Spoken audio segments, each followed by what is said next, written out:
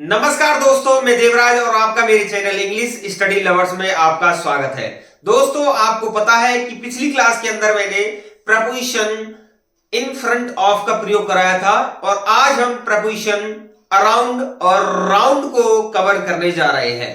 तो इनको कराने से पहले या इन दोनों प्रपोजिशन को कराने से पहले मैं थोड़ा सा आपको एक उदाहरण पेश करना चाहता हूं कि जैसे कोई गांव का लड़का शहर में पढ़ने के लिए चला जाता है और कई सालों के बाद जब उसकी पढ़ाई पूरी हो जाती है और गांव में आता है तो गांव में तुम कहां जा रहे हैं, वहां ऐसा माहौल था, इस तरह से बात करता है। और गांव के लोग थोड़े अनपढ़ थे, गंवार थे, अशिक्षित थे, तो उसकी भाषा को देखने के लिए गांव के लोग चारों ओर इकट्ठा हो जाते हैं।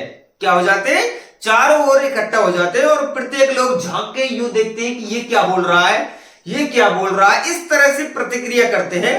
तो इस स्थिति के लिए लोगों हमें किसका प्रयोग करना चाहिए? अराउंड का प्रयोग करना चाहिए। तो दोस्तों, वीडियो को स्टार्ट करते हैं और बताते हैं कि अराउंड का और कहां-कहां यूज हो सकता है। तो यहां पर सबसे पहले हम बताना चाहेंगे कि अराउंड का जो अर्थ होता है वो होता है के चारों ओर, के चारों ओर। ये ध्यान रखना है दोस्तों। सबसे पहले हमें इसका अर्थ यदि कोई पूछे अराउंड हो या राउंड हो, दोनों का ही अर्थ सेम होता है, चारों ओर। तो पहला इसका यूज कहां होता है? नियम जो है सराउंडिंग, घिरे हुए होना, समबडी समथिंग, यानी किसी के चारों ओर होना।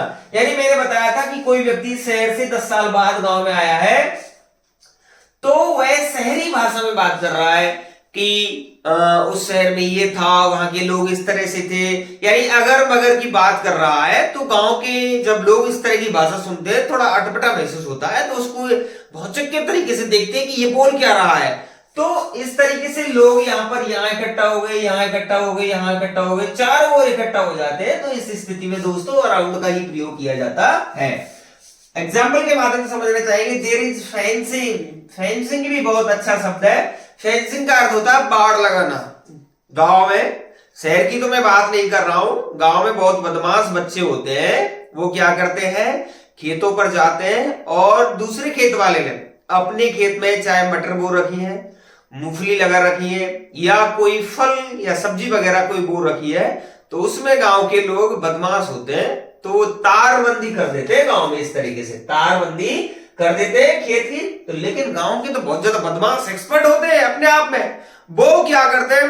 तारबंदी को इस तरह से उठा के उसमें अंदर प्रवेश कर जाते हैं और सारी चीजों को तोड़कर ले आते हैं। तो उन बदमाशों को रोकने के लिए तारबंदी की जाती है, तो उसे बोलते हैं फेंसिंग। द गार्डन के, यानी वह कहना चाह रहा है कि गार्डन के चारों ओर क्या है? बाढ़ लगी हुई है। इसका शुद्ध आप अर्थ जाए तो क्या बोल सकते हैं? बाढ़ लगी हुई है। तो यहां पर किसका प्रयोग हुआ? अराउंड का ही प्रयोग होगा। नेक्स्ट एग्जांपल के माध्यम से समझना चाहेंगे। ही पुट हिज आर्म्स हर, यहां कोई लड़की है और लड़की को उसने इस तरह से बाहों में भर रखा है। तो इस स्थिति के लिए हम किसका प्रयोग करेंगे दोस्तों? अराउंड का प्रयोग करते हैं। ये ध्यान रखना दोस्तों। अब सेकंड अर्थ जो अराउंड का है वो यूज कहां कर सकते हैं? लगभग, यानी अबाउट के अर्थ में। यानी यहां पर इस सेंस में अबाउट का भी यूज कर सकते हैं और अराउंड का भी प्रयोग कर सकते हैं। ये ध्यान रखना है दोस्तों, दोनों ही पॉसिबल है। तो there were 20 students in the class, यानी क्लास में लगभग 20 छात्र उपस्थित थे। तो इस स्थिति में हम दोनों का ही प्रयोग कर सकते हैं, यानी अराउंड भी लगा सकते हैं और अबाउट भी लगा सकते हैं। ये ध्यान रखना है दोस्तों। Next example, you may come to see me 6 PM, यानी आप मुझसे मिलने के लगभग 6 बजे आ सकते हैं। तो यहां पर अबाउट भी लगभग 6 बजे या फिर अराउंड, दोनों ही प्रपोजिशन करेक्ट मानी जाएंगी। ये ध्यान रखना है दोस्तों। तो पहले वाले में तो केवल अराउंड ही लगेगा, इसमें दोनों ही संभव है। अबाउट भी लग सकता है और अराउंड भी लगा सकते हैं, दोनों ही माने जाएंगे सही। नेक्स्ट एग्जांपल जो रूल्स है वो क्या कहता है? वृत्ताकार यानी सर्कल पथ के लिए समझना चाहेंगे कि कोई घुमावदार कोई तालाब है, जैसे कि इस तरीके से तालाब है और यदि कोई व्यक्ति इसको चारों ओर से घूमता है, कोई सड़क है या कोई जगह है, कोई स्थान है, इसको चारों ओर से घूमता है, तो दोस्तों इस स्थिति में हम किसका प्रयोग करेंगे?